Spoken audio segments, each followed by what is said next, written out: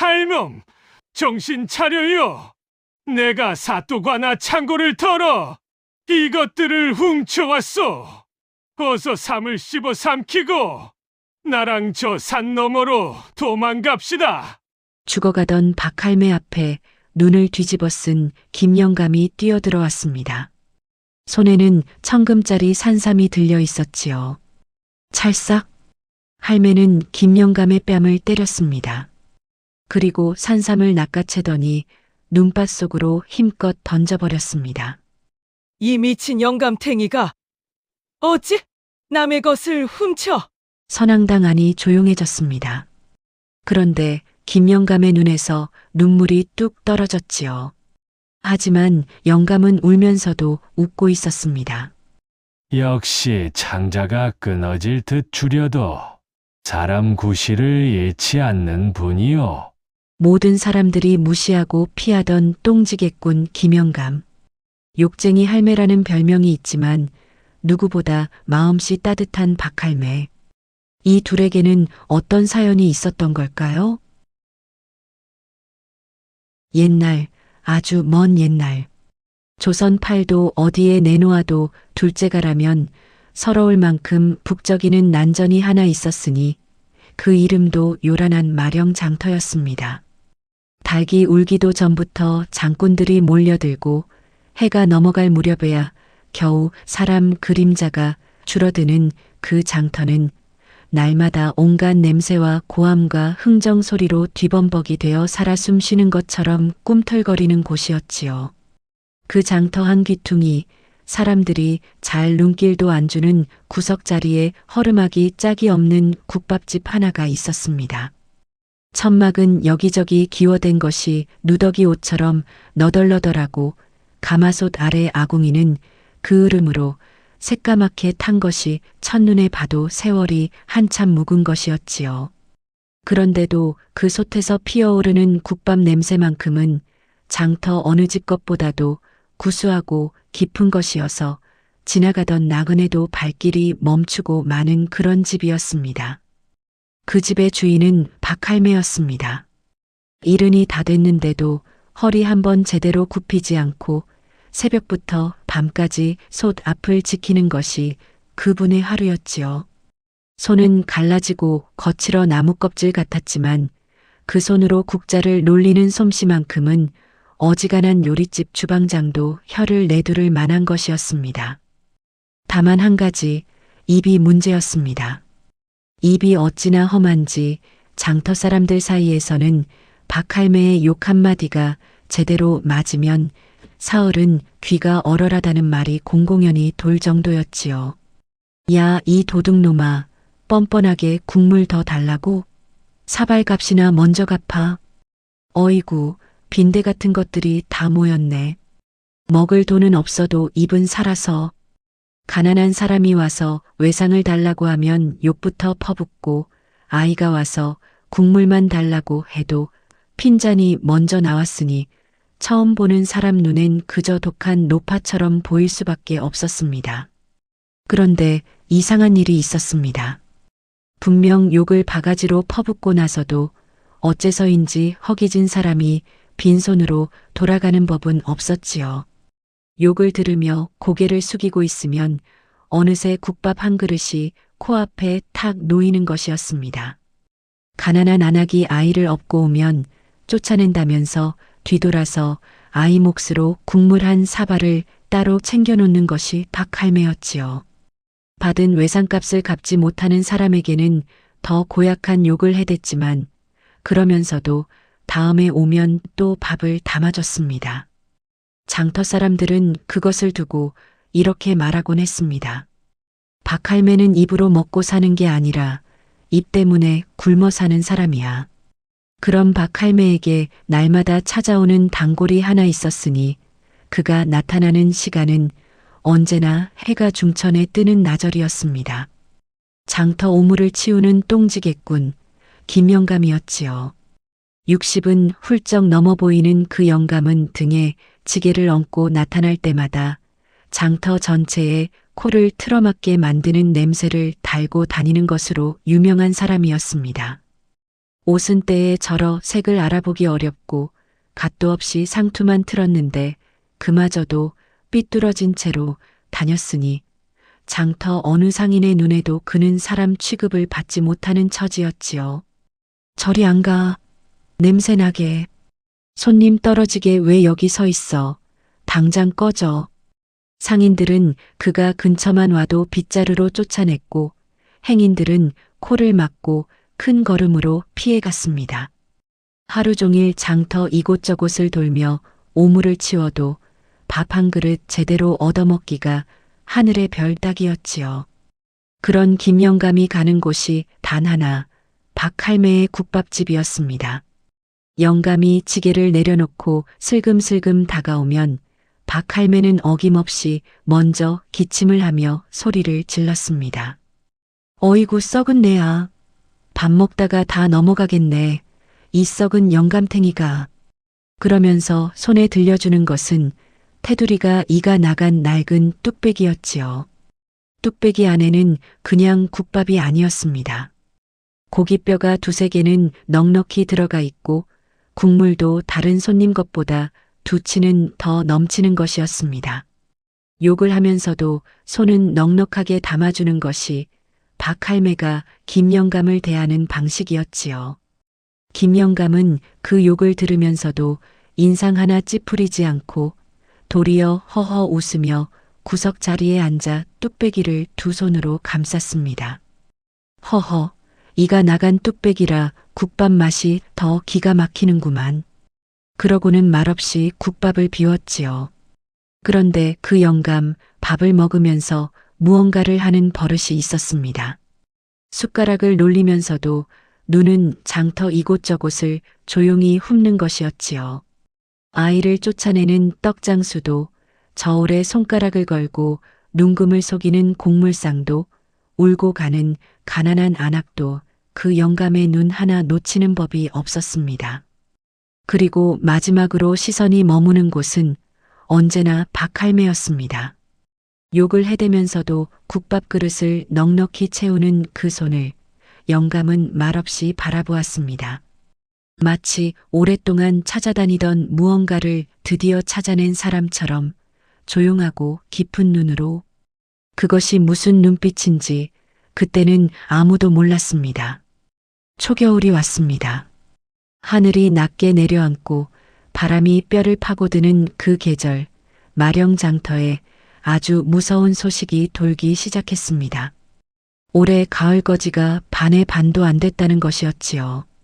강원도에서 시작된 흉년이 경기도를 넘어 이쪽 고을까지 밀려오는 데는 채 2달도 걸리지 않았습니다. 쌀 한 대박 값이 엿새 만에 2배로 뛰었고 보름이 지나지 않아 그 2배가 또 2배가 됐습니다. 어딜 가도 살 수가 없는 것이었지요. 장터의 분위기가 달라졌습니다. 흥정 소리가 줄고 웃음이 사라지고 사람들의 얼굴에 하나같이 어두운 그늘이 드리웠습니다. 국밥집 손님도 눈에 띄게 줄었으니 배를 채울 돈도 없거니와 길거리에 나다니는 것 자체가 줄어든 탓이었지요. 박할매의 근심도 깊어졌습니다.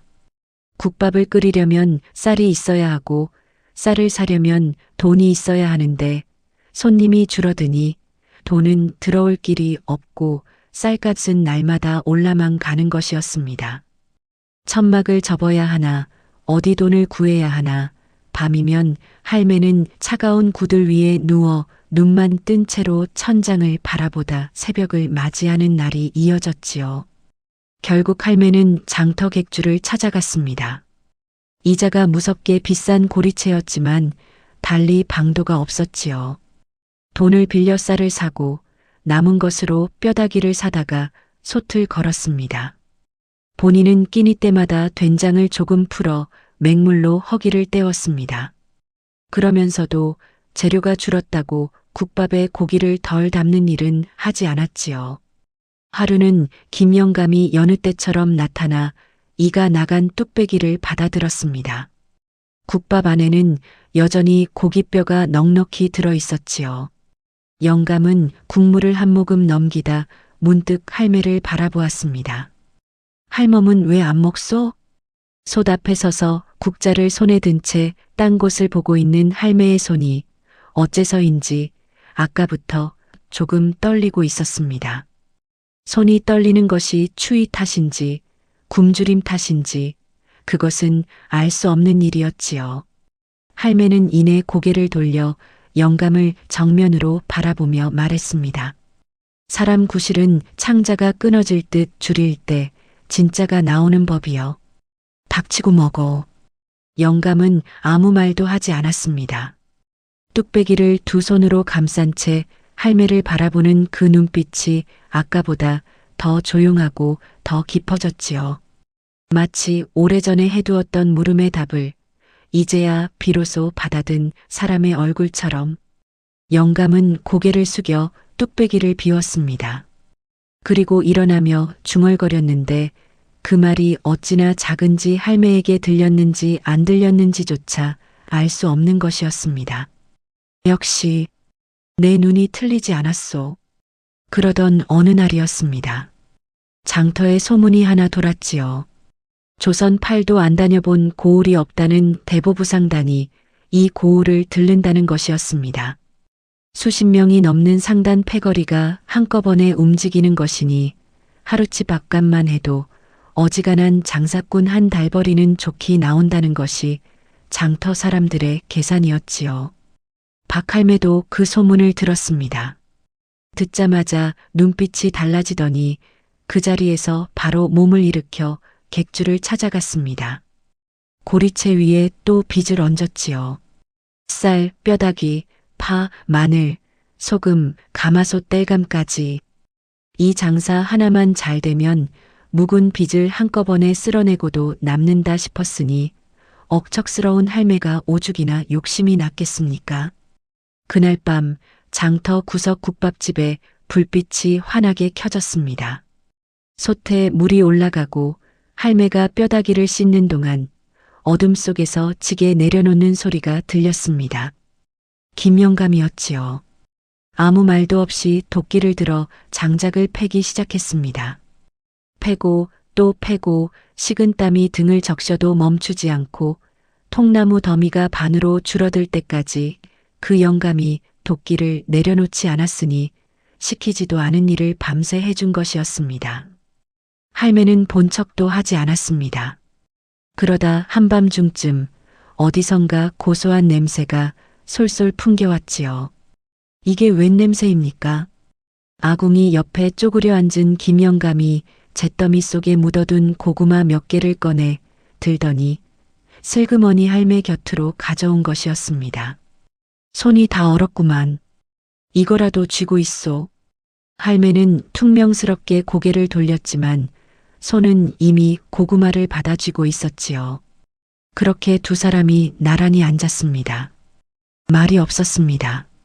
영감은 불을 바라보고 할매는 고구마를 쥔 채 솥을 바라보고 그 사이로 장작 타는 소리만 조용히 이어졌지요.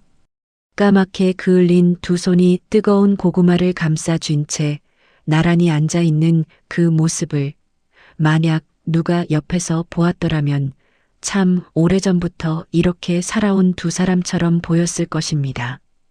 한겨울 추위도 빚 걱정도 잠시만큼은 다 어디론가 사라진 듯 하였습니다. 한참 만에 할매가 먼저 입을 열었습니다. 욕이 아니었습니다. 그냥 낮고 피곤한 목소리로 영감은 뭐가 좋아서 맨날 와? 영감은 대답 대신 빙긋 웃었습니다. 그리고 솥 위로 모락모락 피어오르는 김을 바라보다가 문득 할매 쪽으로 시선을 돌렸지요. 장터 사람들을 훑어보던 그 조용하고 깊은 눈빛이었습니다.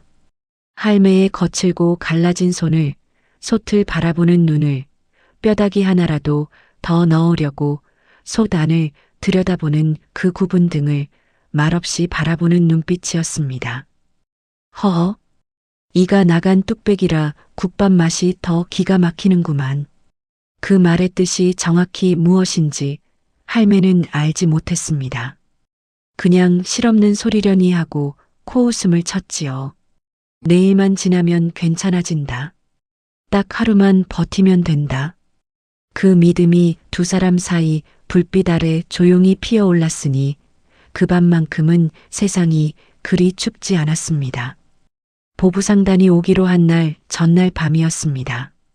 처음에는 바람 소리였습니다. 으잉 하고 멀리서 울리는가 싶더니 순식간에 가까워졌고 그 다음 순간에는 장터 전체를 통째로 흔드는 돌풍이 몰아쳤습니다. 하늘이 시커멓게 닫히더니 눈이 쏟아지기 시작했지요.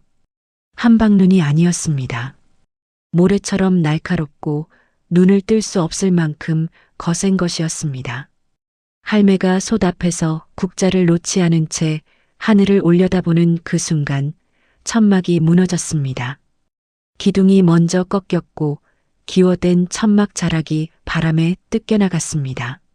무너지는 것을 막아보려 두 팔을 뻗었지만 기는커녕 손 하나 쓸 수가 없었으니 눈 깜짝할 사이에 흙더미와 눈이 가마솥 안으로 쏟아져 들어왔습니다. 수십 명분의 국밥이 한순간에 못 쓰게 된 것이었지요. 할매가 솥 앞에 무릎을 꿇었습니다. 손으로 솥을 감싸 안았습니다만 이미 소용없는 일이었지요. 차갑고 하얀 눈이 펄펄 끓던 국물 위를 덮어버리는 것을 할매는 그냥 바라볼 수밖에 없었습니다. 불과 몇 시간 전 바로 이 솥 앞에서 고구마를 쥐고 나란히 앉았던 그 온기가 이 솥 안에 아직 남아있을 것 같았는데 이제는 그것마저 흙과 눈 속에 묻혀버린 것이었습니다. 손이 떨렸습니다. 무릎이 떨렸습니다. 그러나 소리는 내지 않았지요. 그것이 더 처연한 광경이었습니다. 눈보라 속에서 무릎을 꿇은 채 무너진 솥을 두 손으로 감싸 안고 소리도 없이 앉아있는 늙은 주모 한 명. 김영감이 달려와 부축하려 해도 할매는 일어나지 않았습니다. 한참 만에야 천천히 몸을 일으키며 한마디를 내뱉었는데 욕도 아니고 한숨도 아닌 그냥 낮고 짧은 말이었지요. 다 됐네. 희망이 가장 높이 올라갔던 자리에서 산산조각이 난 것이었습니다. 이튿날 보부상단은 왔다가 그냥 지나쳤습니다. 아무것도 남은 것이 없었으니까요. 가마솥도 국밥도 장사할 천막도 남은 것은 딱 하나 기한이 지난 빚뿐이었습니다. 빚쟁이들이 들이닥친 것은 그로부터 사흘째 되던 날 아침이었습니다. 해도 채 뜨지 않은 이른 시각 두세 명이 몰려와 국밥집 가재도구를 하나씩 들고 나르기 시작했지요. 가마솥, 국자, 사발, 밥상, 나무의자.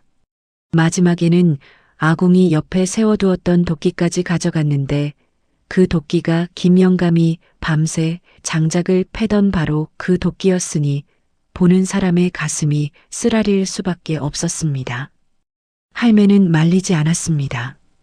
쫓아가지도 않았지요. 팔짱을 낀 채 멀뚱히 서서 그것들이 사라지는 것을 지켜보다가 텅 빈 자리에 혼자 남았습니다. 오갈 데가 없어진 것이었습니다.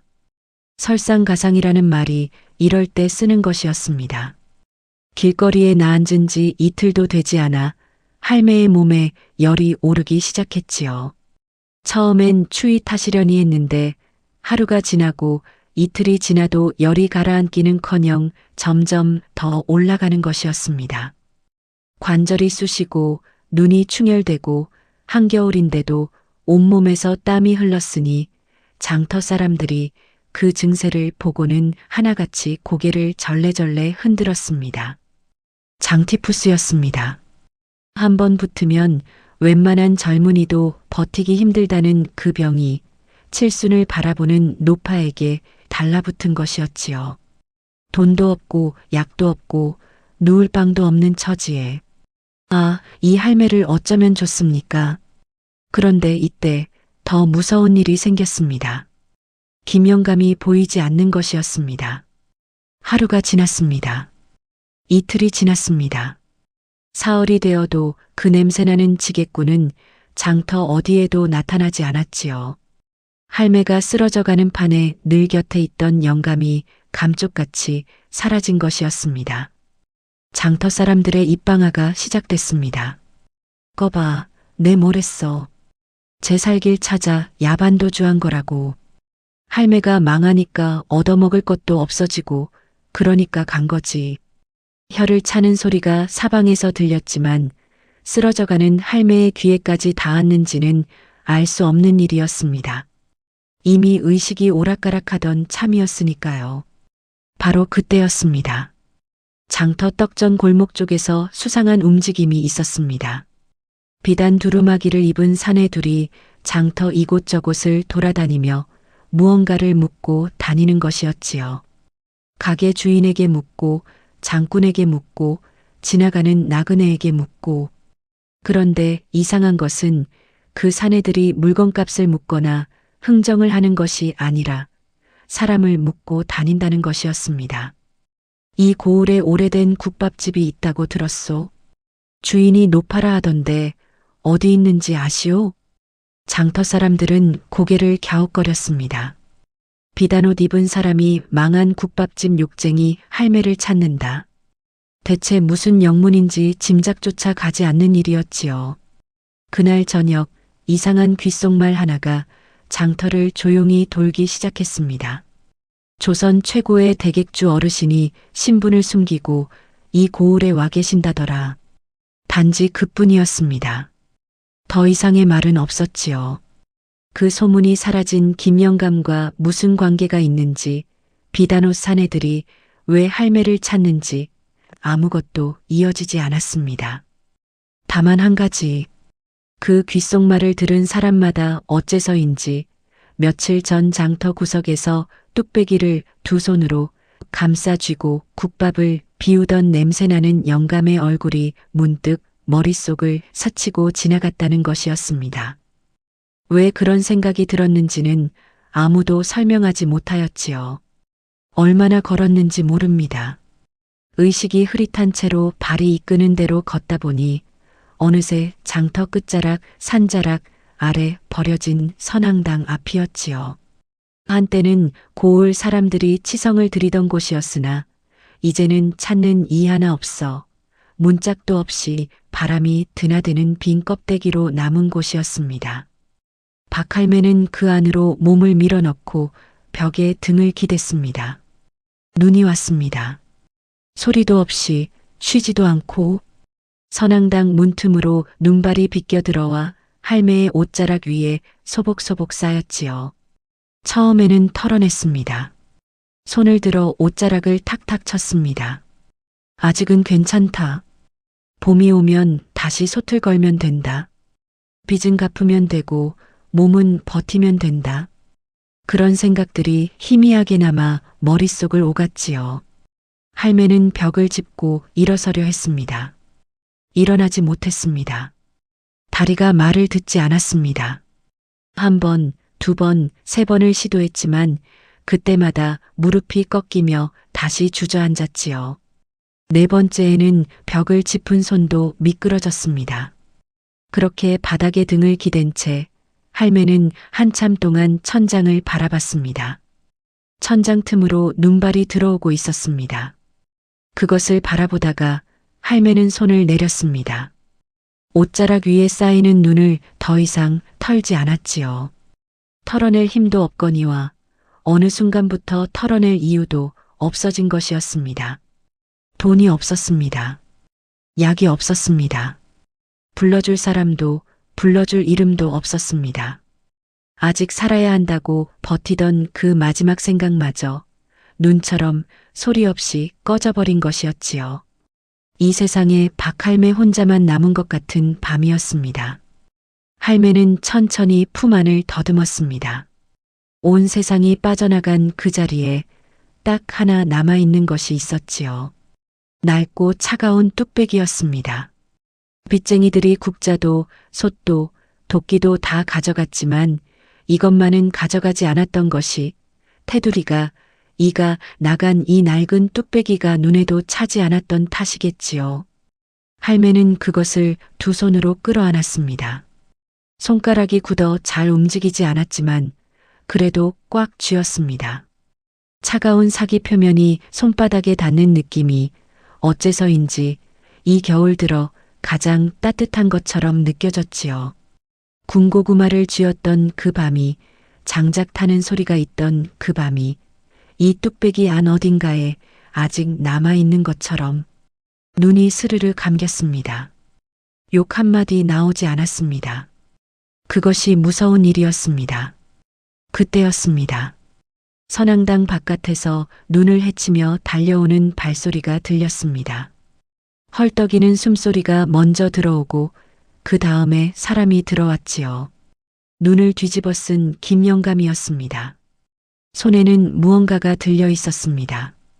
빛이 거의 없는 선앙당 안에서도 알아볼 수 있을 만큼 선명하게 빛나는 것, 보는 순간 누구라도 그 값어치를 알아챌 만한 것이었지요. 1000금짜리 산삼이었습니다. 그리고 그 옆에는 최고급 털옷이 들려 있었습니다. 영감이 무릎을 꿇었습니다. 할멈, 정신 차려요. 내가 사또 관아 창고를 털어 이것들을 훔쳐왔소. 어서 삼을 씹어 삼키고 나랑 저 산 너머로 도망갑시다. 할매의 눈이 가늘게 열렸습니다. 흐릿한 시야 속에서 영감의 얼굴이 들어왔지요. 눈발에 젖은 머리카락, 숨이 차서 떨리는 어깨, 두 손으로 산삼을 내밀며 제발 받으라고 애원하는 눈빛. 이 혹독한 겨울을 함께 버텨온 그 얼굴이었습니다. 살 수 있었습니다. 받아서 씹으면 됐습니다. 그것으로 끝이었지요. 할매는 움직이지 않았습니다. 한참이 지났습니다. 영감이 다시 한번 애원했습니다. 그래도 할매는 눈을 감은 채 벽에 등을 기댄 그 자세 그대로였지요. 선앙당 안에 눈바람 소리만 가득하고 두 사람 사이에 아무 말도 없는 시간이 얼마나 흘렀을까요? 그때 할매가 눈을 떴습니다. 천천히, 아주 천천히 마지막 남은 힘을 쥐어짜듯 굳은 손이 들렸습니다.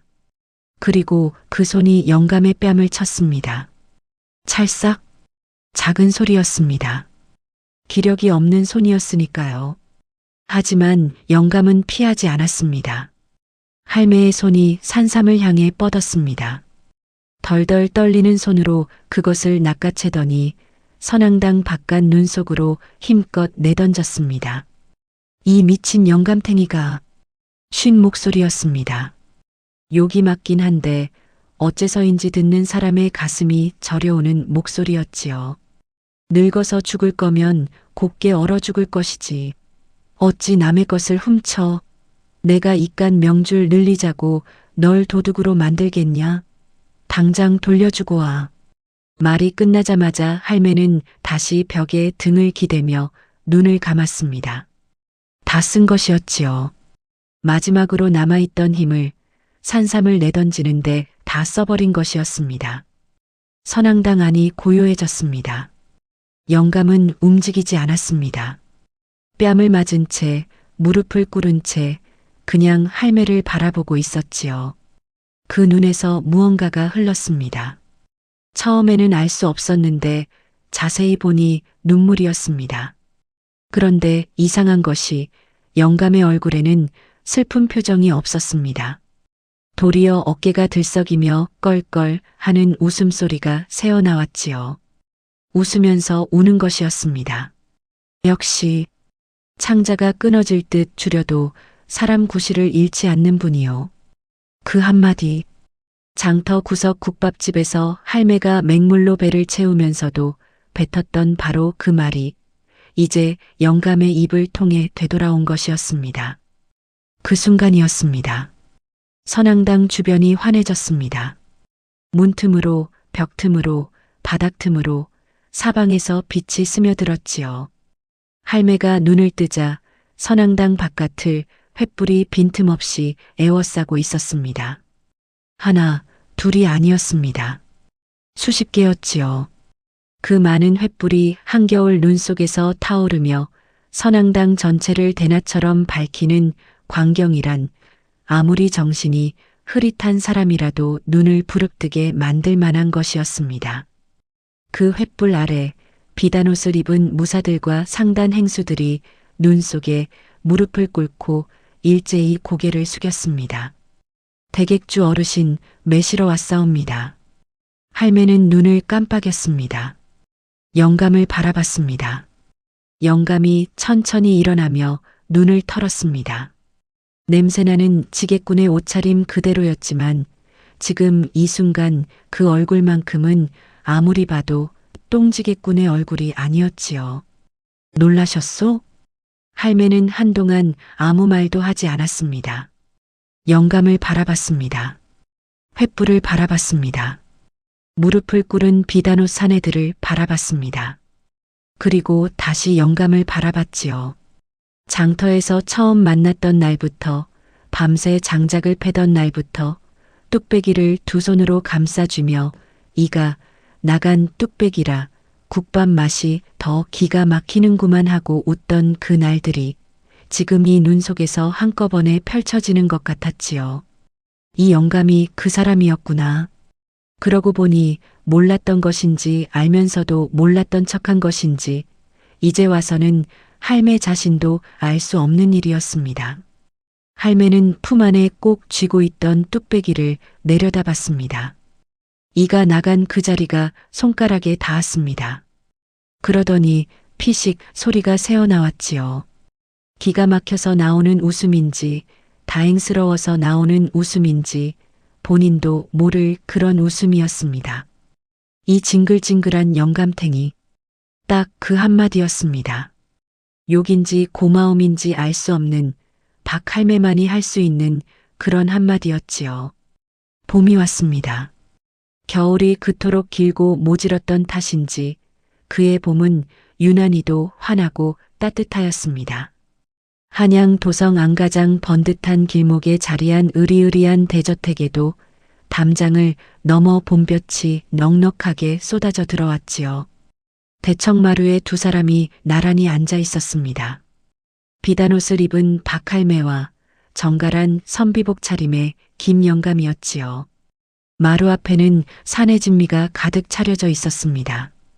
전복이며 민어며 이름도 모를 귀한 것들이 소반을 가득 채웠습니다. 어지간한 양반집 잔치상도 이보다 넉넉하지는 않을 것이었지요. 그런데 김영감 앞에는 그 모든 것들 사이에 딱 하나 어울리지 않는 것이 있었습니다. 이가 나간 뚝배기였습니다. 선앙당 그 밤에 할매가 가슴에 끌어안고 있던 바로 그것이었지요. 테두리가 이가 나가고 사기가 군데군데 그을린 어느 고물상에 내놓아도 받아줄지 모를 그 뚝배기 안에 국밥이 담겨 있었습니다. 할매가 혀를 찼습니다. 영감탱이 돈도 많으면서 뚝배기 좀 새로 사지.